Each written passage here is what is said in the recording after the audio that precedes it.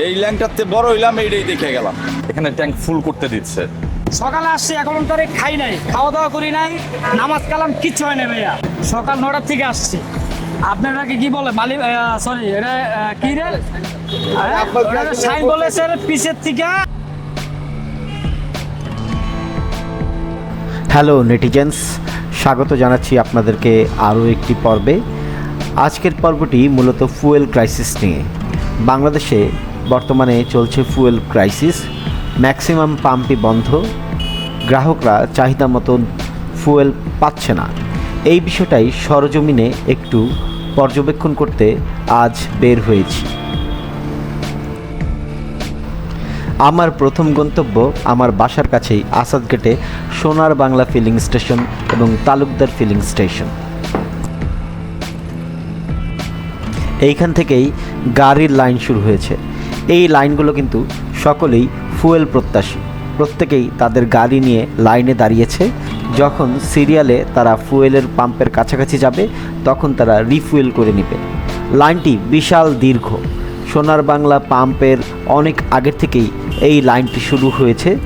আপনারা দেখতেই পাচ্ছেন বিশাল লাইন, অনেকগুলো গাড়ি। আপনারা দেখতে পাচ্ছেন বায়ের সেই গলি থেকে মোটরসাইকেলের লাইন শুরু হয়েছে। মোটরসাইকেলের লাইনও কিন্তু বিশাল। সকলেই তাদের মোটরসাইকেলে ফুয়েল ভরতে এসেছে।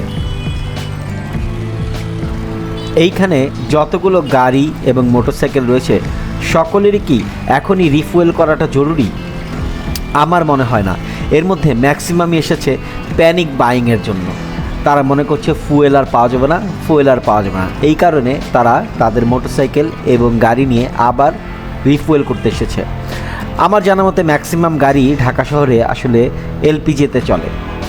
তাহলে এত গাড়ি যদি এলপিজিতে চলে, এতগুলো গাড়ি লাইনে দাঁড়িয়ে তেল নিচ্ছে কেন? এরা আসলে প্যানিক বাইং হিসেবে তেলের দাম বেড়ে যাবে তাই আগের থেকেই তেল সংগ্রহ করছে। এই সমস্ত এলপিজির গাড়িগুলো শুধুমাত্র সকালবেলায় স্টার্টের ক্ষেত্রেই তেল ব্যবহার করে থাকে আমার জানা মতে। মোটরসাইকেলের লাইনটি এখান থেকে শুরু হয়েছে, এখান থেকে শুরু হয়ে হাতের বায়ের গলিতে ঢুকেছে এবং সেখান থেকে আবার মেইন রোডে বাঁ দিক দিয়ে তারপরে সোনার বাংলা ফিলিং স্টেশনে গিয়ে পৌঁছেছে। তাহলে বুঝতেই পারছেন লাইনটি কি বিশাল দীর্ঘ। আজকেই খবরে দেখলাম ইরান 6টি দেশকে হরমুজ প্রণালী দিয়ে চলাচলে কোনো প্রকার বাধা দিবে না। এর মধ্যে রয়েছে রাশিয়া, চীন, ইরাক, পাকিস্তান, ভারত এবং সর্বশেষ বাংলাদেশ। বাংলাদেশকে তারা এই সম্মানটা কেন দেখিয়েছে? কারণ বাংলাদেশের মানুষ ইরান, ইসরায়েল এবং আমেরিকার যুদ্ধে ইরানকে যে সাপোর্ট এবং ভালোবাসা দিয়েছে তার কৃতজ্ঞতা স্বরূপই ইরান কিন্তু বাংলাদেশকে ফ্রি প্যাসেজ সুবিধাটি দিয়েছে হরমুজ প্রণালীতে। কিন্তু বাংলাদেশের মানুষের এই যে মেন্টালিটি, রাজনীতিবিদ থেকে শুরু করে ব্যবসায়ী থেকে শুরু করে সাধারণ জনগণ, আমাদের যে এই মেন্টালিটি জানলে ইরান নিশ্চয়ই এই ফ্রি প্যাসেজটা দিত না। হ্যালো ভিউয়ার্স, আমি এই মুহূর্তে আছি আসাদগেটের সোনার বাংলা তেলের পাম্পে। এখানে আমরা অনেক লম্বা ভিড় দেখতে পাচ্ছি। নট অনলি বাইকার্স, অবশ্য অনেক প্রাইভেট কারও আছে। তো আমি এই মুহূর্তে একজন ভাইয়ের সাথে কথা বলবো যিনি একজন বাইক ওনার। এই পরিস্থিতি সম্পর্কে ভাই, আপনার নামটা একটু বলবেন? আমার নাম তমাল। তমাল, আপনি এখানে কতক্ষণ ধরে দাঁড়িয়ে আছেন? 1 ঘন্টা প্লাস। আমি ছিলাম হচ্ছে পাম্প পার হয়ে ওইখানে, তো পুরাটা ঘুরে এসে পর্যন্ত আমার সামনে মোস্ট প্রবাবলি 200+ বাইক ছিল। তো 1 ঘন্টা 10 মিনিটের মতো হয়েছে আমি এই পর্যন্ত আসছি। আশা করতেছি হয়তো আরও আধা ঘন্টা লাগতে পারে তেল নিতে। বাট স্বস্তির বিষয় হচ্ছে এটাই যে এখানে ট্যাঙ্ক ফুল করতে দিচ্ছে। দ্যাটস ওয়াই মানে এতক্ষণ ওয়েট করার পরও এটা ওর কোয়াল মনে হচ্ছে ওর দিক। কারণ লাস্ট 2 সপ্তাহ বা 3 সপ্তাহ ধরে কখনো ট্যাঙ্ক ফুল করতে পারি 100-200 করে ঘন্টার পর ঘন্টা দাঁড়ায় থেকে নিছি। সেক্ষেত্রে আমার কাছে এই 2 ঘন্টা মনে হচ্ছে না যে খুব বড় ডিল। পার্কিংয়ে তো অনেক বেশি রাশ থাকে, নিজেরও ব্যস্ততা থাকে, এই জন্য ভাবছিলাম যে শুক্রবারে চাপ কম হবে। বাট যা দেখছি এখানে অনেক চাপ। তমাল ভাই, 28শে ফেব্রুয়ারি থেকে তো এই যে যুদ্ধ পরিস্থিতির শুরু, আপনি এর মধ্যে কতবার লাইনে দাঁড়িয়েছেন? 4 বার। প্রতিবারই কি ফুল ট্যাঙ্ক নাকি রেশন পদ্ধতিতে? রেশনিং পদ্ধতিতে। একবার 300 রাশ থেকে, এরপর হচ্ছে ঈদের আগে যখন বাড়ি যাব তখন 400 টাকার তেল দিছে। আমার গ্রামের বাড়ি ফরিদপুর, ওইখান থেকে একবার 500 টাকা ভরতে পারছে অনেক রিকোয়েস্ট করার পর। আর আজকে হচ্ছে 4র্থ দিন, আশা করি আজকে ফুল করলে 15 দিনের মধ্যে পাম্পের মুখ দেখতে হবে না অবশ্যই ইনশাআল্লাহ। অবশ্যই। তো ভাইয়া আমরা লাস্ট কোশ্চেন যেটা করতে যাচ্ছি আপনার কাছে, যে একজন সাধারণ নাগরিক হিসেবে এবং বাইকার হিসেবে আপনি কি মনে করেন যে আসলে কি পদক্ষেপ নিলে অথবা কি করলে এই সংকটটা কেটে যাবে? কারণ আমরা জানি যে হরমুজ প্রণালীতে 6টি দেশকে ইরান কোনো বাধা দিবে না তেল আমদানিতে, এর মধ্যে বাংলাদেশও একটা। সো এই ক্ষেত্রে তো আমরা বুঝতে পারছি যে তেলের আসলে সংকট হওয়ার প্রয়োজন নাই। তেলের পর্যাপ্ততা কতটুকু আছে জানা নেই। একটা পাম্প থেকে বললো হচ্ছে এদের যে রিকোয়ারমেন্ট দিচ্ছে ওই পরিমাণ তেল সাপ্লাই নাই। কম থাকলেও মূল সমস্যা হচ্ছে আমাদের মেন্টালিটিতে ভাইয়া। আমি এইমাত্র দেখলাম আমাদের পিছনে যখনই শুনছে ফুল ট্যাঙ্কি দিচ্ছে, সে সামহাও একটা পাইপ ম্যানেজ করে 2 লিটারের বোতল ম্যানেজ করে ট্যাঙ্কি থেকে খুলে রাখছে রিজার্ভ করে। জি জি, আমিও দেখেছি। কারণ যেহেতু তার ফুল ট্যাঙ্কি করতে দিচ্ছে, এই সুযোগের সে অপব্যবহার করছে, যেটা দ্যাটস ওয়াই আমরা সাধারণ যারা আছি এর জন্য ভুক্তভোগী। কারণ তার যেহেতু 3-4 লিটার তেল আছে সে হয়ে যায় বললে, বাট সে ওইটা যখন স্টোর করতেছে, এরকম অনেকেই করছে। প্রথম দিকে যখন হয়েছে আমি এরকমও দেখছি, আমার পরিচিত একজনই ট্যাঙ্ক ফুল করে নিয়ে চলে গেছে, গিয়ে বাসায় গিয়ে বোতল ওইটা রিজার্ভ করে আবার আসছে লাইনে দাঁড়াইতে। তো আমাদের মেন্টালিটি চেঞ্জ না হলে আসলে দেশের উন্নয়ন সম্ভব না। ঠিক আছে তমাল ভাই, আমাকে সময় দেওয়ার জন্য আপনাকে অনেক ধন্যবাদ। আপনাকে অসংখ্য ধন্যবাদ আশা করি ভাইয়া। আপনার এই তেলের সংকট, বাংলাদেশের তেলের সংকট দ্রুতই সমাধান হবে এবং আপনিও তেল পাবেন পর্যাপ্ত। ঠিক আছে, Thank you. ধন্যবাদ। আসসালামু আলাইকুম। এবার যে লাইনটি দেখতে পাচ্ছেন এটা হচ্ছে সোনার বাংলা ফিলিং স্টেশনের অপোজিটে তালুকদার ফিলিং স্টেশনের লাইন।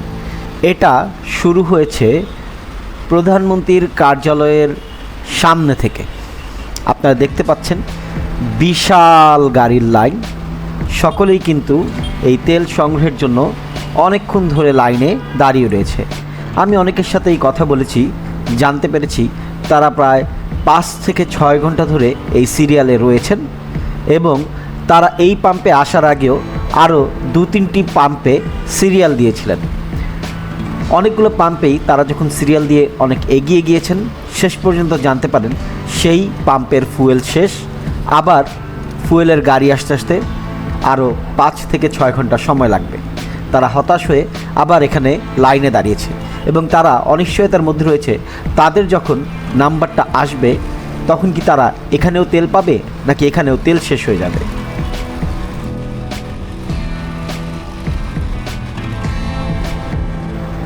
দুটো পাম্পের পরিস্থিতি পর্যবেক্ষণের পরে আমি এখন রওনা দিয়েছি বিজয় সরণি ট্রাস্ট ফিলিং স্টেশনের দিকে। এটা অনেক বড় এবং ট্রাস্টেড ফিলিং স্টেশন। এখানেও গ্রাহকদের ভিড় অনেক বেশি থাকে। দেখা যাক সেখানের কি অবস্থা।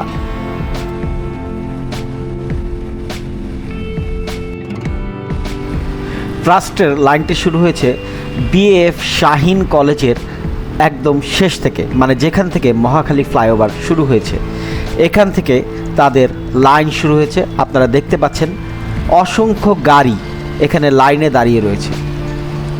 এই গাড়িগুলোর ম্যাক্সিমামই কিন্তু সিএনজিতে চলে। তারপরও তারা সকালবেলা শুধু স্টার্টিংয়ের ক্ষেত্রে তারা তেল ইউজ করে থাকে, এটাই নিয়ম ইঞ্জিন ভালো রাখার জন্য। তারপরও তারা ফুল ট্যাঙ্ক করার জন্য এসেছেন। আমার মনে হয় এর মধ্যে প্রায় 70 থেকে 80% গাড়ির মালিকই প্যানিকড হয়ে, যেহেতু ফুয়েলের দাম বেড়ে যাবে তাই এখানে এসে লাইনে দাঁড়িয়েছেন, অথবা তাদের ড্রাইভারদেরকে লাইনে পাঠিয়ে দিয়েছেন যেন ফুয়েল সংগ্রহ করা হয়।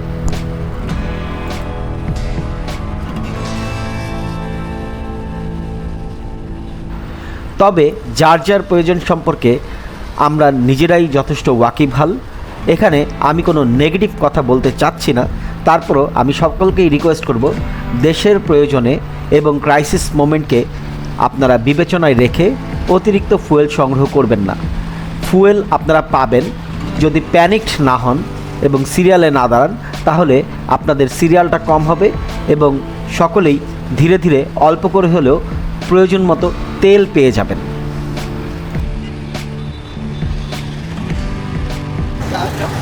এখন আমি আছি আপনার ট্রাস্ট ফিলিং স্টেশনের সামনে বিজয় সরণিতে। তো এখানে আমরা অনেক বড় লম্বা গাড়ির লাইন এবং প্লাস মোটরসাইকেলের লাইনও দেখতে পাচ্ছি। আমরা এখন একজন ভাইয়ের কাছে যাব, তার বর্তমান অভিজ্ঞতা এবং তার মতামত দেখি তার থেকে কোনো উত্তরণের পর্যায়ে পাওয়া যায় কিনা। ভাই, আপনার নামটা একটু বলবেন? আমার নাম ভাইয়া মোহাম্মদ সোহাগ। আমি সকাল 9টার থেকে আসছি। আপনারাকে কি বলে মালিক, সরি এটা কি রে সাইন বলেছে পিছের থেকে এই পর্যন্ত সিরিয়াল দিচ্ছে। এখন দেখেন কটা বাজে, আপনার এখন বাজে হলো 3:42, ধরেন 4টা। আপনার এই পর্যন্ত সিরিয়ালই আছে।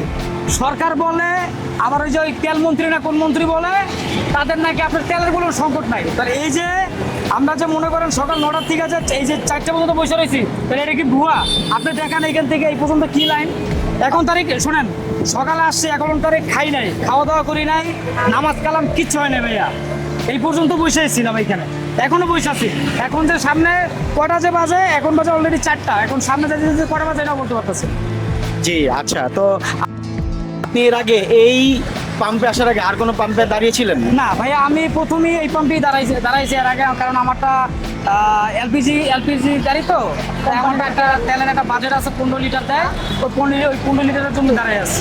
আচ্ছা আচ্ছা, তো এর মধ্যে আপনি 28শে ফেব্রুয়ারি থেকে যে এই সংকটটা শুরু হয়েছে, আচ্ছা। তার মধ্যে এই পর্যন্ত কয়বার আপনি এই পাম্পের লাইনে দাঁড়িয়েছেন? আমি কয়বার বলতে আজকে প্রথমে দাঁড়াইছি ভাইয়া, কারণ যে বললাম যে আমার গাড়ি এলপিজি, প্রথমে আজকে দাঁড়াইছি। কিন্তু আজকে দাঁড়ায় আমি তো বলছি যে আজকে শুক্রবার জুম্মার দিন, মনে হয় মানুষ কমবে রইবে। এখন দেখি যে আজকে আরো সিরিয়াল বেশি ভাইয়া। এমনি তো দেখি যাইতে দেখি, কিন্তু যে সিরিয়াল আজকে দেখলাম, আপনি চিন্তা করছেন 9টার থেকে এখন বাজে আপনার মনে করেন যে 4টা 5-6টা অলরেডি হয়ে গেছে। আচ্ছা, এই ক্রাইসিসটা হওয়ার পিছনে মূল কারণ কি বলে আপনার মনে হয়? আমার ভাইয়া মূল কারণ যেটা মনে হয়, আমি যেটা আমার বছর থেকে যতটুকু শুনতে পারছি, যে আপনার দেশের 5টা দেশে নাকি এরা নেই কোনো মানে সমস্যা নাই। 5টা দেশে তারা মানে 6টা দেশে, 5-6টা দেশে নাকি, হ্যাঁ। যাই হোক। আচ্ছা, রাশিয়া, চীন, আচ্ছা। ইরাক, পাকিস্তান, ভারত এবং বাংলাদেশ। আচ্ছা, এতে কোনো সমস্যা নাই। হ্যাঁ। কিন্তু আপনি দেখেন, আমি এর আগেও দেখলাম যে ডিপুর থেকে নাকি তেল আসতে পারতেছে না। এখন আমি বলতে পারতেছি না ভাই, এটা যে কিসের সমস্যা, এটা আমাদের সমস্যা নাকি আমাদের সরকারের সমস্যা, কিসের সমস্যা ভাই বলতে পারতেছি না। তা আপনি এই যে এই সমস্যার মধ্যে মেইনলি যেই কারণগুলো দেখা যাচ্ছে, প্রথম কারণ হচ্ছে বলছে যে ডিপো থেকে যথেষ্ট পরিমাণ তেল না দেওয়া। আচ্ছা। দ্বিতীয় কারণ হচ্ছে অনেকে মনে করছে যে পেট্রোল পাম্প আলাদাই মজুত করছে। আচ্ছা। আর তৃতীয় কারণ হচ্ছে আমাদের প্যানিক বাইং জনসাধারণের। আচ্ছা। এবং চতুর্থ কারণ হচ্ছে জনসাধারণের মাঝেও তেল মজুদের একটা প্রবণতা। আপনি এই যে এই 4টা কারণের মধ্যে সবচেয়ে বড় তেল সংকটের কারণ কোনটা মনে করেন? এখন আমি বলতে পারতেছি না ভাই, আমার মাথায় এটা কিছুই আসতেছে না। আপনি আমার জিজ্ঞেস যদি করেন, আমি একটাই কথা বলতে পারবো যে ভাই, এটা আমি বুঝি না মানে, যে এইটা তো তেল সংকট আমাদের সরকার বলে যে পর্যাপ্ত পরিমাণ তেল আছে, তাহলে পাম্প কেন বন্ধ রাখছে? কিছু কিছু পাম্প, তাহলে সরকার কেন ব্যবস্থা নেয় না? যদি তেলই অ্যাভেলেবেল থাকে, মন্ত্রী তো কয় যে আমাদের অ্যাভেলেবেল তেল আছে, তাহলে কেন ইয়া করে না? বুঝতে পারছেন? এটি হলো জনগণের ভোগান্তি। যেই সরকার আসুক, সব সময় এই ল্যাংটাতে বড় হইলাম, এইটাই দেখে গেলাম। আমাদের ভোগান্তি হলো আমরা যারা গরিব আছি তাদের কিন্তু ভাই সমস্যা। আপনি দেখেন বড় বড় যারা উপর লেভেল আপার লেভেলের লোক আছে তাদের কিন্তু তেলের কোনো সমস্যা নাই। আমাদের যারা ড্রাইভার আছি যত কষ্ট, যত ভোগান্তি, এই যে দেখেন এই পর্যন্ত তো বসে রয়েছি, সব ভোগান্তি ভাই আমাদের। এখানে কিছু বলার নাই ভাইয়া, আমরা হলো ব্যর্থতা। ঠিক আছে, যেই সরকারই আসুক না কেন, আমাদের কষ্ট করতেই হবে, আমাদের ভোগান্তি থাকতে হবে ভাইয়া। ঠিক আছে, এটা হলো কথা, আর আমি কিছু বলতে চাই না। জি, কিছু আমি আশা করি আপনি আজকে তেল পাবেন, এবং আচ্ছা। আমি এটাও আশা করি যে খুব দ্রুতই সারা বিশ্বের এই সমস্যাটা সমাধান হয়ে যাবে, সকলেই আবার আগের মতো সবাই তেল সরবরাহ পাবে এবং স্বাভাবিক জীবনে ফিরে যাবে। ধন্যবাদ আপনাকে, থ্যাংক ইউ, আসসালামু আলাইকুম। আমি একজন ক্ষুদ্র কন্টেন্ট ক্রিয়েটর হিসেবে আপনাদের কাছে রিকোয়েস্ট করছি, সকল রাজনীতিবিদ, ব্যবসায়ী এবং সাধারণ ভোক্তাদের কাছে আমার এই রিকোয়েস্ট, আপনারা প্রয়োজনের অতিরিক্ত মজুত করবেন না। ব্যবসায়ী ভাইরা অতিরিক্ত মুনাফা করতে যাবেন না।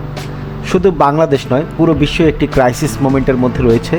এই ক্রাইসিস মোমেন্টে সকলকে সাহায্য করতে হবে। আপনার এই অতিরিক্ত মুনাফাভোগী আচরণ অথবা অতিরিক্ত মজুত করার যেই মানসিকতা, এটা সকলকেই বিপদে ফেলবে। হয়তোবা আপনি কিছু সময়ের জন্য অনেক মুনাফা অথবা স্বস্তিতে থাকবেন, কিন্তু আপনার এই কার্যকলাপের ফলে পুরো জাতি অথবা দেশ একটি বিপদের মধ্যে পড়বে। সবাই সকলের সাহায্যে এগিয়ে আসুন এবং এই প্যানিক বাইং এবং অতিরিক্ত মজুদ অথবা অতিরিক্ত মুনাফা থেকে নিজেদেরকে বিরত রাখুন। দেখা হবে আরও একটি পর্বে অন্য কোথাও। ততক্ষণ পর্যন্ত যে যেখানে আছেন ভালো থাকুন, সুস্থ থাকুন।